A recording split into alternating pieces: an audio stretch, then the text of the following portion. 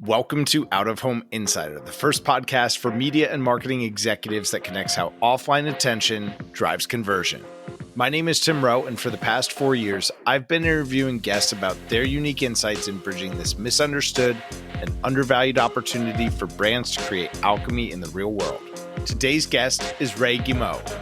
Ray is the Director of Strategy at PriceSpider, a platform that bridges the gap between brand marketing and performance marketing to enable full funnel insights for some of the biggest companies in the world, like Lowe's, Home Depot, eBay, Walmart, just to name a few. We talk about how consumer behavior has changed after COVID and how modern brands continue to optimize the total customer experience, blending the physical and digital shopping experiences to create a modern take on the way we shop. And that's the big idea I'd like you to consider today. How can you blend the concepts we've discussed here the past few weeks? Whether it's the future of how we shop for clothes, changing the way New York City eats, how in-store retail media and programmatic rails can unlock new growth, or how location marketing is evolving every day in the palm of our hands. It's all focused on one objective: how brands show up in the real world. So how can you blend seemingly unrelated ideas to evolve your thesis? That's the big idea I'd like you to consider. And I didn't know this. I actually had to look it up. But did you know that billboards have been banned in Hawaii since 1927?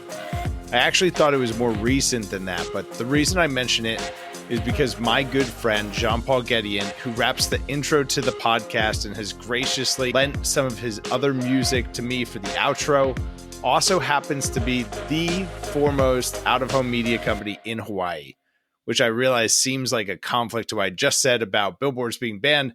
But what Jean-Paul has done is develop a full funnel network of place-based digital and static media in all of the most valuable places on all of the islands. And I think that a lot of folks forget about Hawaii when they're planning media. But if you're buying a top 20 DMA, I really do believe you should be allocating some percentage of that buy to covering off in Hawaii. And I'd really encourage you to work with Jean-Paul for two really specific reasons.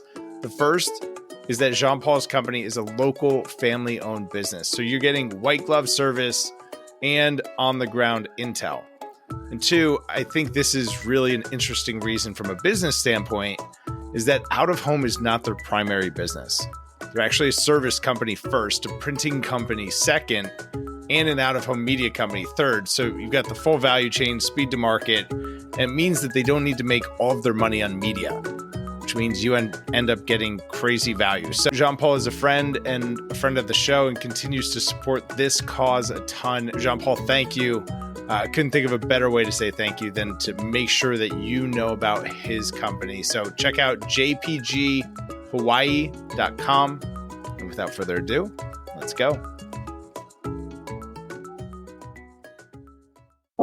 Welcome, everybody, to the Out of Home Insider Show, a podcast like no other, hosted by the one and only Tim Rowe.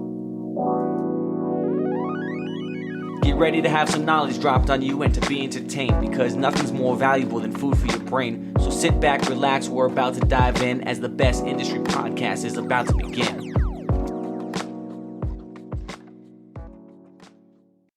In April of 2015, Google published a piece titled "How Micro Moments Are Changing the Rules." In it, Google outlines how the modern marketing funnel as we know it, awareness, engagement, conversion, or AIDA for the Glengarry, Glen Ross fans out there, had changed.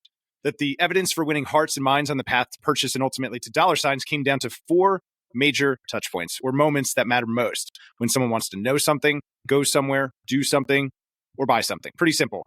But the last few years have dramatically shifted the way we do things. Gone are the 5-day city commutes, and with it, transit ridership, eyeballs, spending, and everything that comes with it. But it's not just big cities that have been affected. The suburbs have changed too. And thus, so has the way we buy things. So as a brand, as a founder, as a marketer, how do you optimize the modern path to purchase? What has changed? Who owns your data? And most importantly, how do you influence ROI at every touch point? That's what we're going to find out today. Ray, thanks so much for being here. Thank you, Tim. Pleasure to be with you today to speak. Going to be a fun one because we're going to start the conversation. I had the A-Team ringtone on my T-Mobile flip phone with a camera. This was circa 2003. But that's where I think we initially connected on, was kind of your origin story of selling ringtones. There's probably folks listening to this that are like, what are you talking about? I think if the flip phone's coming back, ringtones are going to come back. We're bringing the flip phone back. I think we're going to go full circle here at 25 years plus, right? I saw Dennis Rodman has a flip phone. So yeah. Sorry, go ahead. Tell us about the flip phones, the ringtones, and how we get to data and the path to purchase. Sure. How do we get to present state with PriceFighter? So yeah, previously, and if you looked at my LinkedIn, you'll see I also have a master's in medieval literature. I love that interview question when people are like, what does that have to do with like e-commerce and marketing? And I always say it's that classic, we have a hero in our story. And I love to ask brands, who is that hero? And brands often like, well, we're the hero. And I'm like, unfortunately, you're not the hero. It's your shopper who's the hero.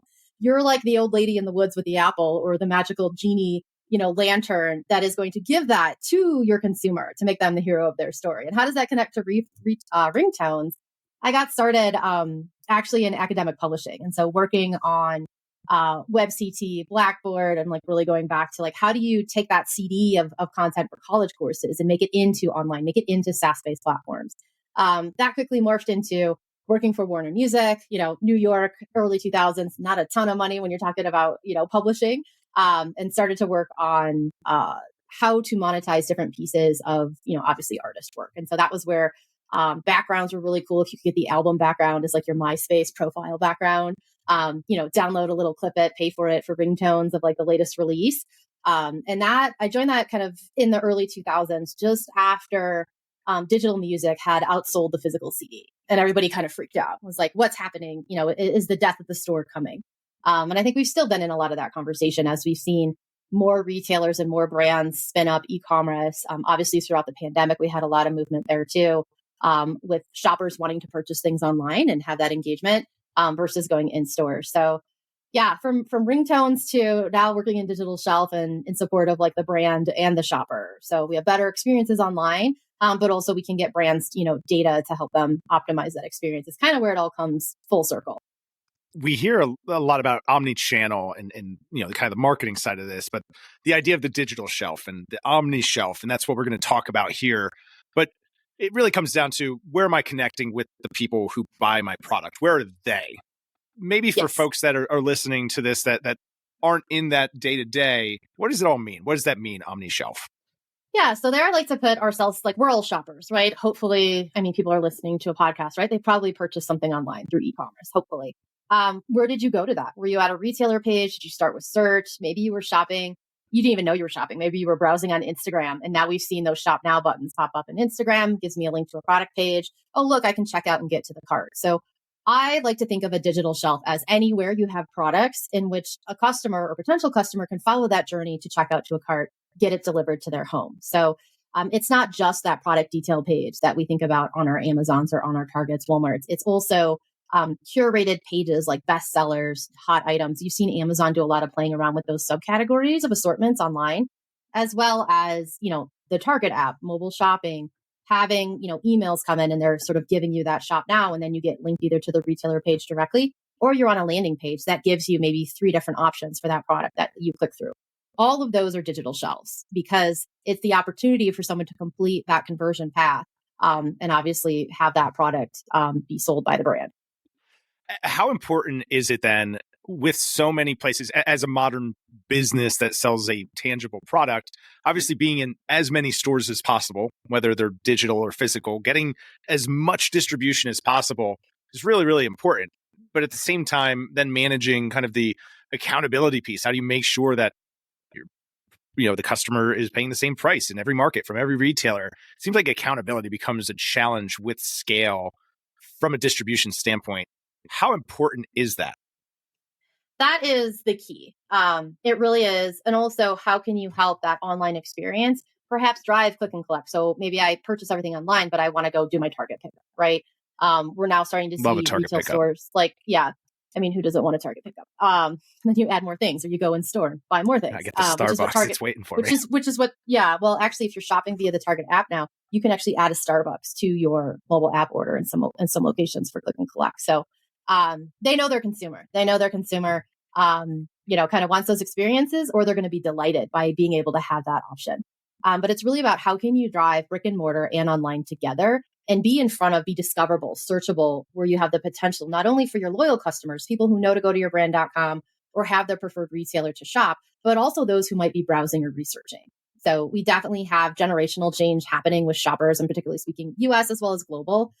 We've got that digital first generation. They don't remember, think about it. They are coming into their buying power. So our centennial children, are now hitting 21, 22, 23.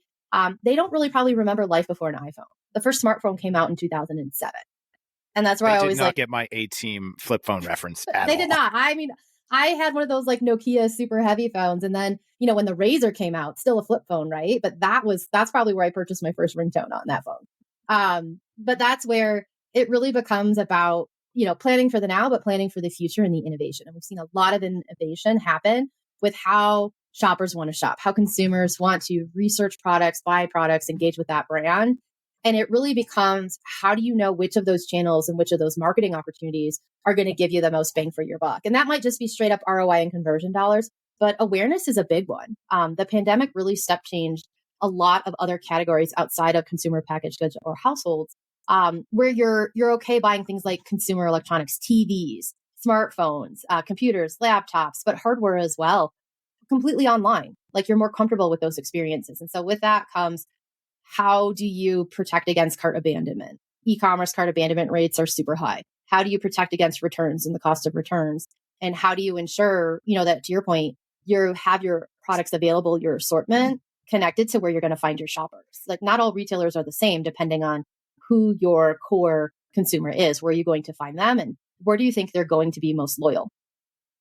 Cart abandonment, it's interesting when we think about that concept kind of applied to the physical space. We see, a lot of unplanned purchases in the physical retail environment. 83% of purchases still taking place inside of a brick and mortar store.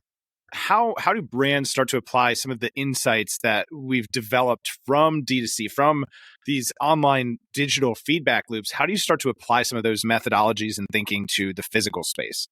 Yeah. And so that's really where it comes to, as I don't think I mentioned in the run up, is that I come from brand and agency, and now I'm over on the SaaS side of the biz. So that data acquisition, that technology, is kind of really, I feel like I've come back to my roots of it. What's the information we can use to optimize, our marketing targeting to consumers, to understand which channels are most viable? And that really comes to engagement all along that path to purchase. And so it's keeping retailers accountable in those authorized seller programs, like for price, for images, for updating content in a timely manner. When I talk to people who have, worked with Amazon for shopper marketing and have been in Vendor Central, raise your hand who's ever, done a ticket because you've updated it, in Vendor Central, but it's not showing live on your product. And you've got a really big campaign that you're running that, you want pricing to be right. You want your images, your new video, everything that you have done research on that helps move that product into the cart, into checkout, for a sale and not a return. You want your retailer to be really accountable, to helping working with you in a partnership to help, make that sale. I always say brands want to sell more product. Retailers absolutely want to sell more product, but the devil there is in the details, is what I expect to see online as the brand actually happening. And that's where I kind of get into the crawling technology of PriceSpider to help in what those experiences look like.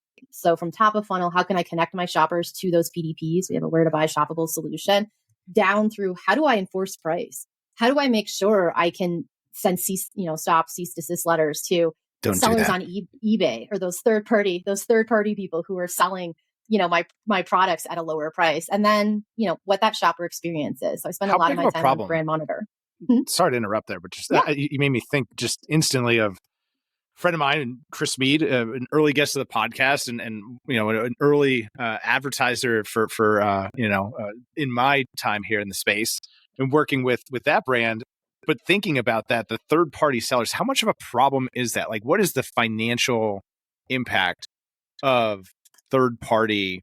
It impacts sellers every brand. To brands, yeah. I would say whether a brand knows it or not, it is impacting them, because we've seen, if you're a brand who's been on Amazon, a lot of the brands that we talk to, they're under pressure in their category. There's new quote unquote brands or sellers that pop up, right?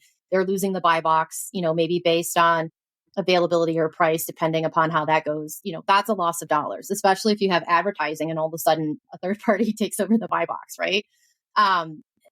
Pricing is a big one. I think with seeing like the Shoppies, the Temus, the Shein kind of come into the US market, there's more options than just eBay if you want to go find quote unquote, what you think is a brand quality product at a discount price. And consumers are under pressure in their wallet. So it's something, we saw coming out of the pandemic. I feel like we kind of had the heyday of the 2020s, like the roaring 20s.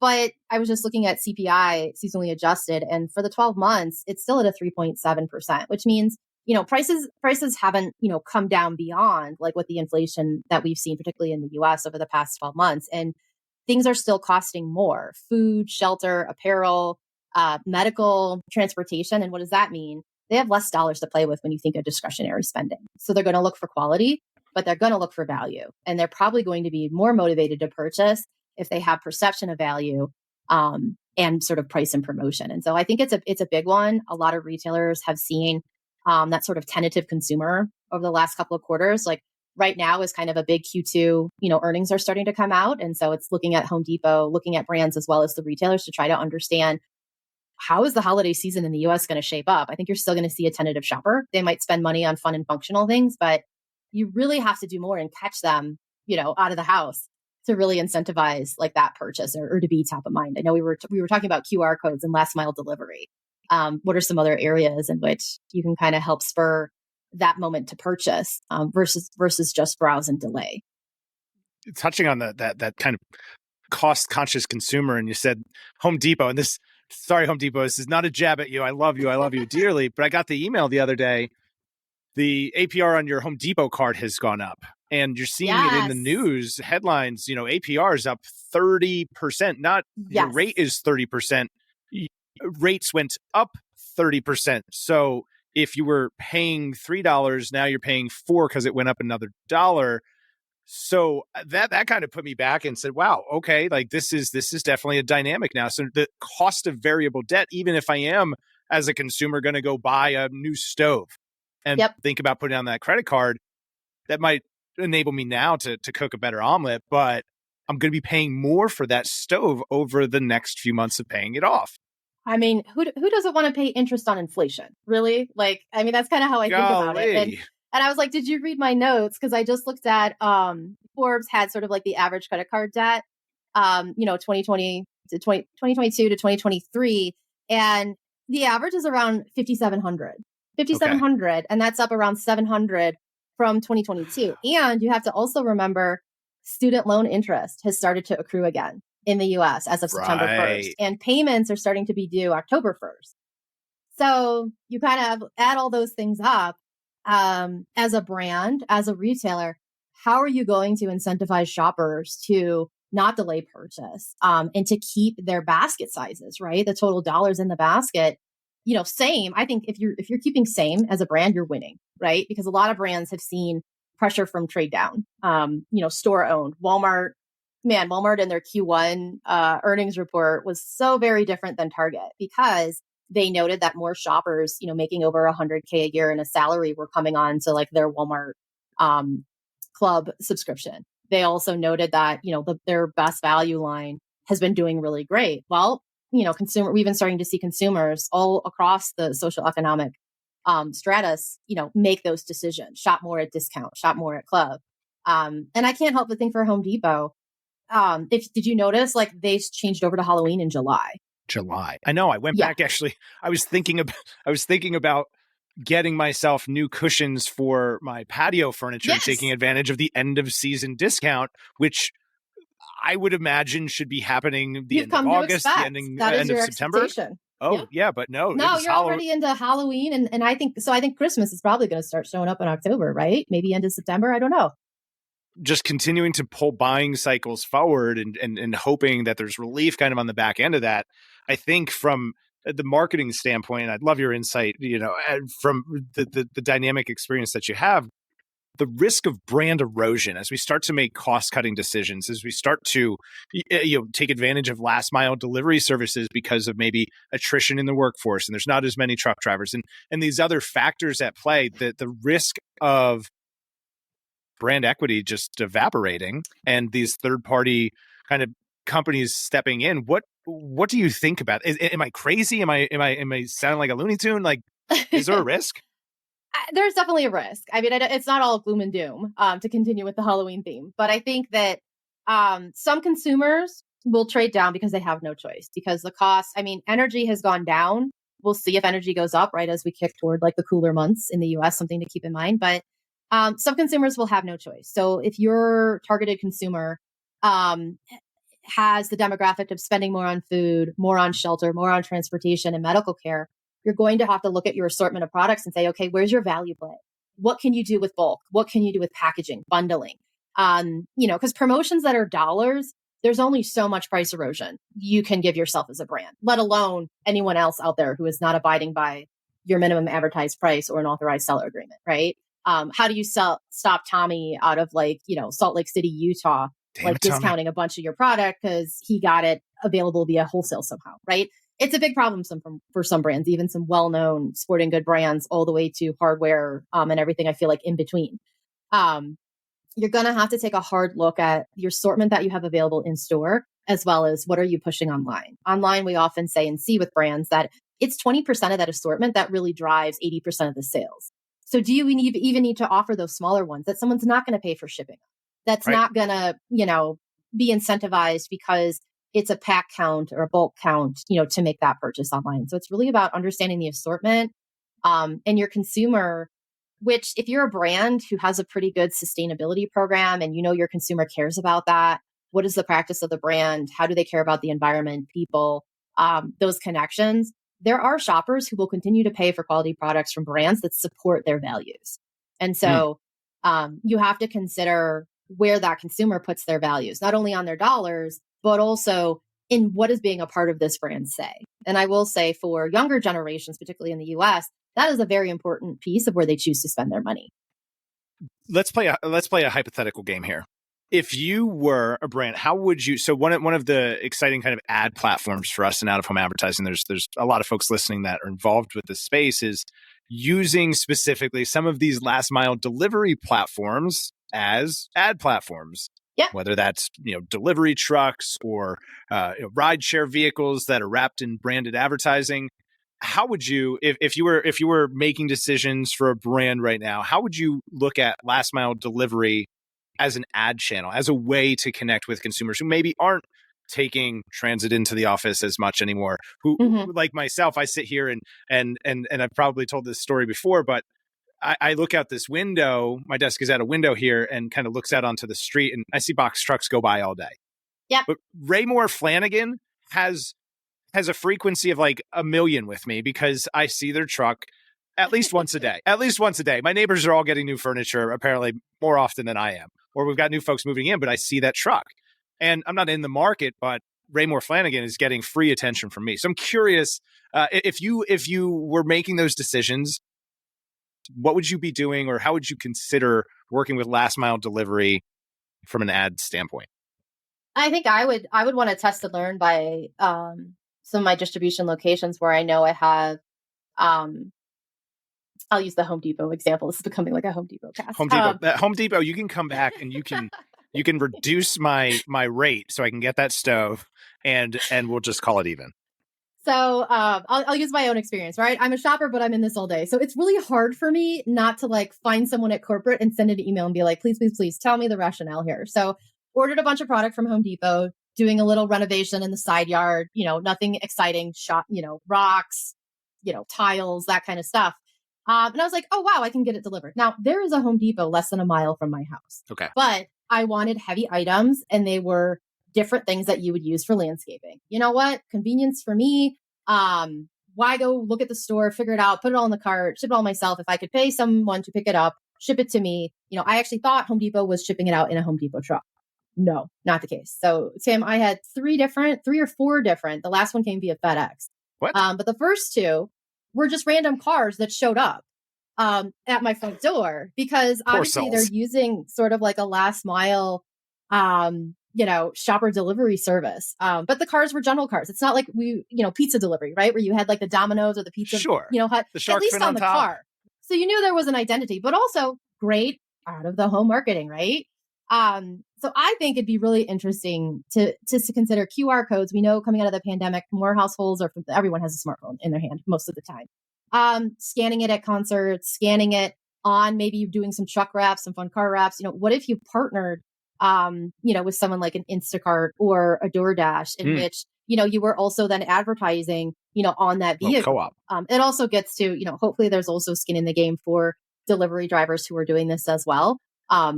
Especially if you consider, it's gig work, right? But it was interesting because I went with Home Depot because I wanted the product in stock. I could find what I wanted, sort through my convenience research online and then get it delivered for, the cool figure. I think my delivery was like $79. I did not have the expectation that would be delivered by 3 different sources across 5 different days. That's not actually a Home less Depot convenient. experience. Actually, it missed the delivery date they had set. So I'm like, I did not do any yard work over Labor Day, like, Americans tend to do. Now that project is happening this weekend because I finally have all my stuff. Not the experience I really wanted through Home Depot home delivery. For someone that lives a mile down the road from a Home Depot. I should have and part of it was there was a product that wasn't in stock at my store, but they're like, we can ship it to you and it would still be there like in time for my project, right? That didn't happen anyways. But now I'm just completely disappointed because it would give me pause in ordering by delivery. Like I paid the delivery charge, through that. I now I might just go in store because I had a really bad last mile delivery experience. Reference that with Costco. Haven't ordered Costco delivery in ages, was super busy traveling a lot this month, said, okay, get snacks for the kids. Knew when my shopper was shopping, knew it was all fulfilled, delivered to my door. Again, no marketing on that car, right? But that's an opportunity too. Also, there's an opportunity to put in a coupon code, a promotion, a something to incentivize me to do that again, right? Because clearly that was more of an Instacart where a shopper was shopping at the store. But there was nothing else that I got in that to incentivize me maybe to go through that channel again. So it's about how can you market that last mile, but make that channel loyal, make it sticky. Home Depot, unless I'm getting like doors or, a stove, I might not do delivery again. I'll probably say I'll take it myself and go in stock or just have it shipped directly to the store and then pick it up myself. Costco and Target, continue to offer, at least in my own experience, as expected or even more like delightful experiences when it comes to either me doing the work of picking up, of shopping in store, myself, or, doing click and collect, right? People love their drive up to grab their groceries. A lot more people are doing that just in terms of the supermarket as well, because then you know what's actually in stock or not in stock.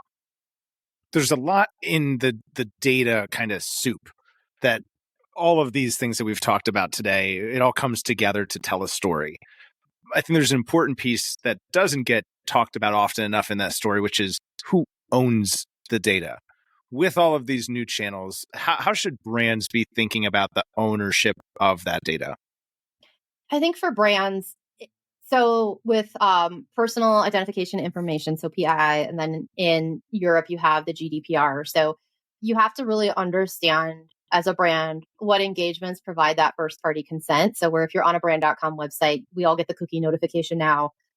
Yes, you're tracking me. Yes, I'm okay with that. So then I probably have a unique identifier number, right? That the brand can use to track my engagement.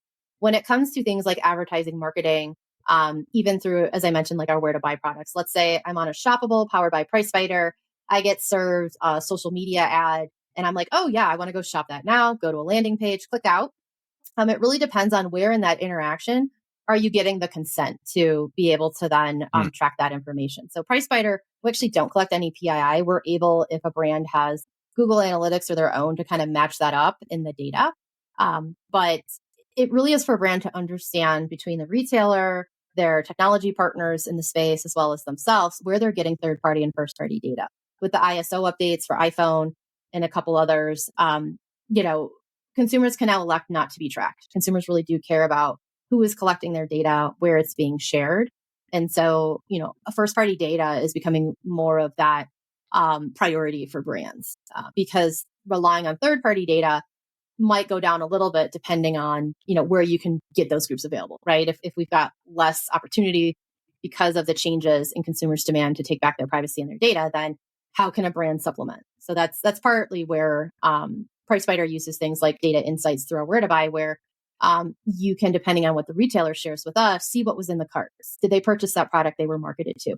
What other product did they purchase? What were the other things in the cart or in the basket of this shopper?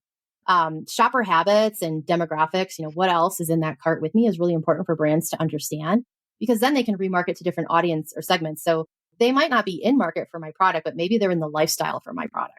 And now I can start to say, hey, maybe I do want to run some marketing, with sparkling water, along with chocolate, along with my coffee product or exercise gear, things like that. So where can I find my potential consumer in sort of that discovery advertising?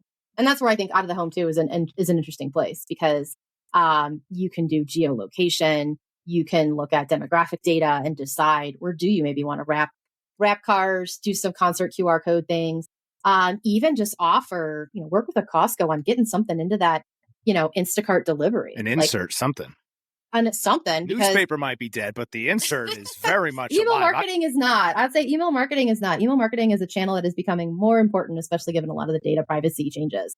You can get that email consent. That's why you've seen on a lot of brand.coms, like, get that free first order, 10% off, 20% off, because by doing that consent and getting that email, they now can remarket to you unless you unsubscribe from that and say, please don't bother me.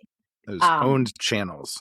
Owned channels is very useful in helping to collect some of that data that you can then use, for your retailer partners or, for marketing, either out of the home, within social, or as I mentioned, maybe flyers, things like that. Kind of a little bit more old school, if you will. But again, knowing the average consumer is under pressure in their wallet, maybe mailers might be an interesting test and learn opportunity to try out again. And, check your own mailbox, see what's in there. If there's, if you keep getting the same offers each month, it's not because they have a crush on you. It's because it's working. It's because they're getting response. And I think that, you look around for these, where is their underpriced attention? Where are their opportunities? That's it. At the end of the day, it's what we're doing is arbitraging attention and trying to buy it for one price and sell enough product that we make, a delta, a margin above that. So thinking about measurement and the original idea that we led with, influencing ROI at every touch point, $232 billion is going to be spent on location marketing. That's kind of the pie that we think about here in the universe that we live in. For brands that are investing, for brands that are looking at the modern consumer, the buyer journey, all of these things, measurement's tough. Like, right, everyone's got an answer. It's multiple touch points. It's being able to source the information that makes sense for your brand. What would you leave off with? What would you give someone listening as advice, a takeaway about measurement and being able to measure ROI at every touch point? I think that it's important to understand whether it's your brand technology, a vendor partner, or retailer technology, what data are you getting from those, touch points that support the KPIs you're trying to drive for your business goals. So when I work on our tools such as Brand Monitor or shoppable solutions, it's about saying what metrics are going to get you to those KPIs that you're going to ultimately realize your brand goals. And where are we going to find those metrics? They're in the data. And so it's really about, if we're talking, for example, let's go with media marketing shoppable. I want to know of my campaigns that I am running, like what was the click-through value? What was the purchase lead value? Where did they ultimately go to purchase the products? What was the total count in that basket? What other things were in that basket? And more importantly, like, did they purchase competitor products as well? And so that's really about understanding if you're using a vendor like PriceBite, the retail partnerships, because vendors who have really good retail partnerships will have retailers pass back that data to get through the insights that a brand can then use with their own POS data and other metrics they have about returns, conversions, things like that, to then really put together that whole ROI equation. How can we optimize that ad spend in real time? And it's not saying let's wait until the campaign runs. Shoppers, are changing habits so quickly depending on, where things are ebb and flowing right now. I think we've seen a little bit more of a steady state. But there's some big things, as you mentioned, with APR. We talked about student loans and inflation that are still going to impact their dollars. And so where can I make changes in real time? And I think that's the biggest thing. I want to be able to test and learn and then optimize, not 3 days after I start my campaign. I want to know within that first 12 hours, 24 hours, what else can I do? So I think speed to delivery of that data is really important, as well as what levers can I also pull if I'm spending even a penny on marketing. And that's really where it comes down to like digital shelf analytics. You mentioned previously, like how can we ensure retailers are really setting up that product page or that SKU for how the brand knows, is going to move conversion. I really like Pricefighter's crawling technology because we actually crawl at the PDP level, meaning we show you the product detail page from the eye of the shopper. I can get really good data. Go through Yes, when you go, I want to know what Tim sees.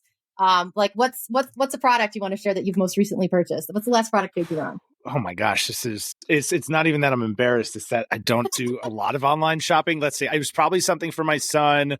I know. Paint pen markers for my son.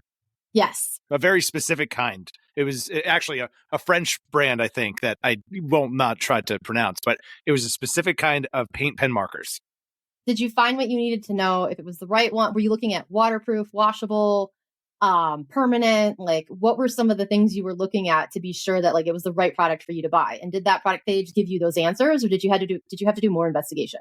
Admittedly, I had the advisement of my son to say, "Dad, those are the ones," and that was as deep as my research went. I hope they're washable. I definitely hope they're washable. No, I think he's past the drawing on stuff stage, but those are great points. I don't know. I actually don't know any of those things, but if I had wanted to know those things, you know what? Better example, Nerf guns. I have to always scroll to the bottom of the Amazon listing to learn all the things that I want to know about the Nerf gun.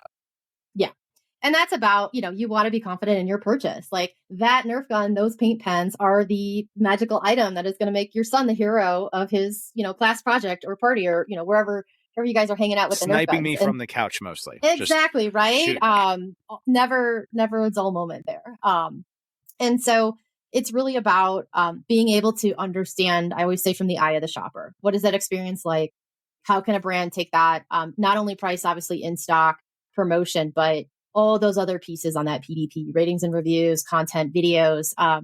I love a good video. We know our consumers are digital first. We know they'd rather passively watch, like take a guide from YouTube and TikTok, right? Sure. Marketing through video is really crucial. Even I don't know if we're at the point where we'll see video ads on trucks driving around, right? But not that crazy there. Of an idea. They're happening. Out there. There's a company. There's a company that puts screens on the back of tractor trail. That seems unsafe to me. Yeah, but, that doesn't seem good for driving. It's a thing. It's a thing. Video billboards, right? So there it really becomes about a brand having connectivity to get insight along that path of purchase, so they can bring that data and metrics together in support of like their KPIs. Because brands will love to say, and I'll use a Nestle. They came out and said in one of their quarterly earnings, we really want to make over 25% of our sales globally from e-commerce. Fantastic. How are they going to do that, right? Awesome. Well, obviously, they've got to make 1 + 1 not equal 3. They've got to make 1 + 1 equal 5, 10, 15 to get to that goal. And what that really means is access to data all along that path to purchase so they can optimize where they need to. And really like step change their full game on what is that customer experience like in engagement with advertising, but also at a retailer site and then at the brand.com. We have a lot of brands who like to divide brand.com and the retailer channels as two separate things. And sometimes there are antitrust and regulations depending on what country you're operating in. But where you can, I think even now brand.com can really help drive retailer as well, because maybe fulfillment and shipping isn't as great on the brand.com as it can be at a retailer. I've looked at a retailer site and then looked at the brand.com just to verify it was actually a real product, not a gray product or a counterfeit. But then I might have went and purchased via the retailer site because I could click and collect and get it the next day versus, waiting 3 days for shipping. So it's about kind of teasing those pieces together with the data that's available so that a brand can react quickly. You can't take like 3 months to determine if you might want to test and learn a different out of the home. I'm kind of like, try it and see. And if it doesn't work, okay, well, and then you can kind of whittle the pool down of what's really going to help drive your core consumer to purchase. Speed is an advantage. Test, learn, optimize. And I don't know if this story is true. Maybe we talked about this, but I think that there's a story out there. This is, again, dating myself here, so indulge me. That's okay. You're among friends. when I believe it was Target put Target.com on the outside of their brick and mortar store very, very, very early on in kind of this online revolution, and there being a dispute with the land or lease owner about Target putting the .com. I don't know if this is true. I feel like it's a thing I read or heard somewhere along the line. So, yeah, they're the same. They're the same to me anyway. I buy it online, pick it up at your store. It's all the same. So, yeah, I'd have to go look. I don't remember that one offhand, but I think it's really important as a brand to consider. Again, we go back to omni-channel, omni-shelf, right? What are all the shelves where your products are available? Your brand.com. Even if you don't have one, you're like, is it really worth it? if anything, having a where to buy on your brand.com. Some of our brands do a ton of sales through their where to buys. Hardware is a new one where shoppers are coming into that space. They're more comfortable purchasing those items. If you're a hardware brand, have a where to buy. Go to some of your top retailers. Well, how do you know who are your top retailers? You might want to take a look at the experience on those PDPs, right? Reward those retailers who are giving your shoppers that better experience by, organizing them in a different way in the where to buy. We have some brands who use that data within Brand Monitor and the where to buy to go to their retailers and say, here's why we need a better partnership. Here's why we're not going to spend that much money on your retail media network. Because sorry, and I'll use like maybe it's Menards, right? Or Lowe's. Lowe's is always trying to unseat Home Depot as the first retailer in the where to buy. We dragged Home Depot a lot today, so sorry, but Home Depot often. Lowe's, if you want to sponsor this episode brought to you by Lowe's. I will say this: Home Depot is. I hold Home Depot up like the Target when it comes to like a CPG shopper experience. Home Depot is very much pushing innovation in the hardware and home goods category of like what that experience should look like, what it should be like. So if you go look at a Home Depot, a Menards, a Lowe's, an Ace Hardware, I might look at something on a different retailer just because they might be more convenient to me. But I actually might go look at the product on Home Depot because I know I'm going to get that downloadable information. If I need install specs, I go to Home Depot. They're usually always there. They do provide a great customer experience, especially for brands who are able to deliver them that content. And that's often why they tend to be first in our where to buys with our clients. They see a lot of visits and they also see a lot of conversion. So you might see a brand.com first and then a Home Depot, and there's a reason why. So that's something for brands to consider too. What are the channels you're sending traffic to? And is that the kind of customer experience you want? Is that a best practice? And if, if they're not performing, well, let's take a look at it. Because if you're seeing purchases happen on other channels, well, it's like the tire story. I always say, go look at Pet Boys, Tire Rack, Costco Tire, Walmart Tire, and a couple of the other ones, and tell me where you think you're going to purchase your tires from. It's funny because shopping for tires, Tim. This has been a trip down memory lane. So let's just, finish it off here. Tire Rack. I remember when Tire Rack first came out. That was where you went to get the discount. You saved significant. There was that much of a difference when they were, but it's all reached about parity, and the platform revolution is upon us. How can we integrate more of those customer experiences so that the shopper doesn't have to go to all of these other places to get the information? How can McCormick use recipes to enable more people to cook more things, right? How can we use data to build an ecosystem that enables our best customers and attracts more people that are just like our best customers? Yep. Shoppable recipes. The other way to think of a where to buy, it could also be a list or a bundle of products. And so where can you make it easy for consumers? Where can you say, oh, we know, let's take baby, where if someone purchased diapers, how can we help them easily sort to the right size? And size is determined by weight, right? And it changes. So am I in a 2T or a 3 or a size 1 or size 2? How can you make that easy? But also, I'm probably purchasing wipes. Maybe I'm purchasing, lotion as well with it. Bundling is a big one. It's become really interesting for brands to kind of play with the assortment that they have available online versus in store to kind of make some of those online channels sticky for shoppers they know are probably going to be e-commerce shoppers anyways. There's some consumers who are like, I don't need to go in store. I never find what I need in stock anyways. Or they're worried about security. They're worried about, we haven't even touched on what's happening in retail in the US. And it's hard to hire for seasonal right now in retail. Oh, sure. Yeah. So right, how's that going to impact stock and shelves? And that's like a whole, probably another topic. And then the customer experience that comes with it. Exactly. And so, do we think that's here to stay? No, but it's definitely helping spur loyalty and stickiness with e-commerce channels versus in-store shopping in some areas where that really is a big concern. Stay tuned for part 2. Right. I can't thank you enough for being here. Give folks the lat long if they want to learn more about Price Spider and all of the incredible work that you do, the brands that you work with, and the ways that maybe they themselves can take advantage of the services you offer. Tell folks where to go. Absolutely. So Price Spider, you can find us at pricespider.com. So just spell it like it's named. We love to say like we've been crawling the internet before, even Facebook was a thing. So we were founded in 2001. So I always like to mention that our founder, John, was in the business of crawling even before, that iPhone was in your hand. And now we're looking at app crawling. So pricespider.com for that. For me, LinkedIn is a great place to catch me. I love to grow my network and have conversations like these with retailers, brands, people in the marketing space. So those are all good options to kind of reach out for more details and information. Incredible. We'll link to all of that in the show notes below. Ray, thank you again. Appreciate you sharing as much as you have. Thank you, Tim. Appreciate the opportunity. We'll talk soon. Absolutely. And if you found this to be helpful, please share it with someone who could benefit. As always, make sure to smash that subscribe button, and wherever you're listening from, make sure to leave the podcast review. That's how you help us grow. We'll see y'all next time. Quarter century, I finally came to my senses. I finally got my hand up on the tinted Benz, kid. I see the world clear through my tinted lenses. With the dream and the drive, the possibilities endless. Now print that, send this all the way to Tokyo. Take a trip down south, down to Mexico. Next stop, Shanghai, the world-class trade show. First class all the way, cause that's how we roll. Yeah, call us the rock star businessman. Rockin' shows, we handle business, man. We got our own future in the palm of our hands, cause divided we fall and together we stand.